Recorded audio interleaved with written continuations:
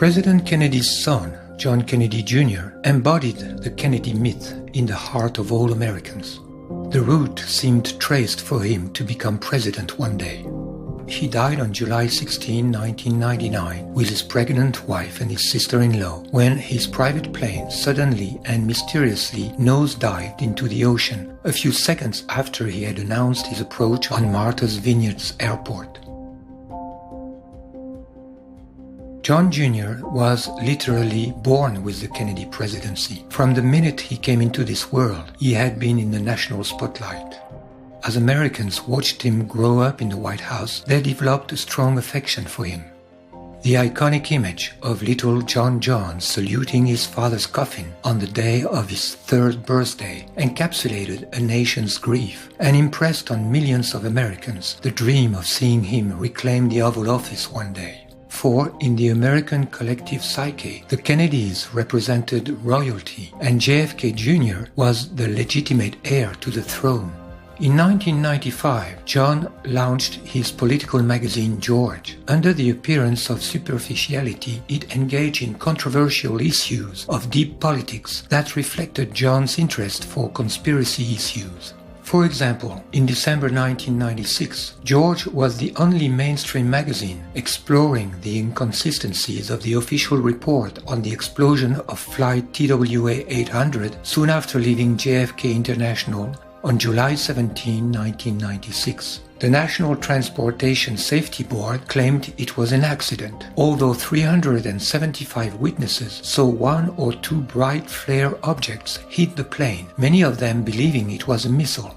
Israeli intelligence had actually tried to put the blame on an Iranian missile, but some investigators believed this was in fact a failed Israeli false flag attack designed to force the United States into retaliating against Iran. In March 1997, George published an article by the mother of Yigal Amir, the man convicted of assassinating Israeli Prime Minister Yitzhak Rabin, claiming that her son had been manipulated by Israeli deep state operatives. In October 1998, John Kennedy Jr. released a special conspiracy issue of George magazine, which included an article by film director Oliver Stone. According to testimonies from his friends, John Jr. was haunted by the death of his father and quite knowledgeable about independent investigations about it. At age 39, John was preparing his entry into politics, and he was about to announce it publicly. He had also expressed to his friend his ambition to ultimately reach for the presidency. While trying to shield him from celebrity, his mother Jackie had raised him in the worship of his father and in the idea of his own presidential destiny. According to his biographers, in 1999, John had made up his mind to launch his political career. Given his personality and his immense popularity, he had high chances to make it to the presidency in less than 20 years. John Jr. would have started his political career in New York, the city he loved and that loved him. According to some of his friends, he would have aimed at the seat of governor in 2003. According to others, he had decided to run for the New York Senate seat in 2000. This is the seat that his uncle Bobby had occupied from 1964 to 1968 and that Daniel Moynihan, a former assistant to President Kennedy, was going to leave vacant in 2000. John's chances were great.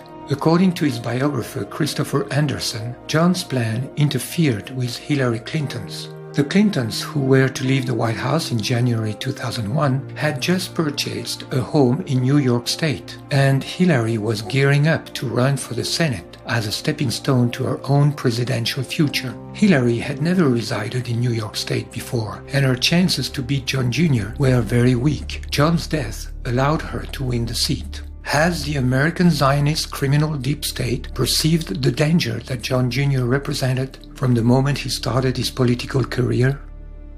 Many elements suggest that his death had not been an accident. Several witnesses testified having heard or seen his plane explode. Its sudden and steep fall cannot be explained as a pilot's error, as claimed by the official report.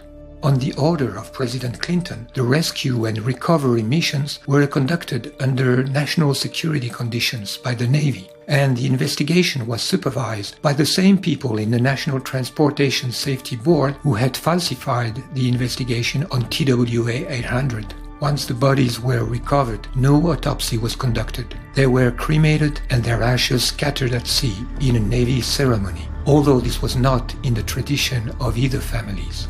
John would certainly have wished to be buried beside his father and mother.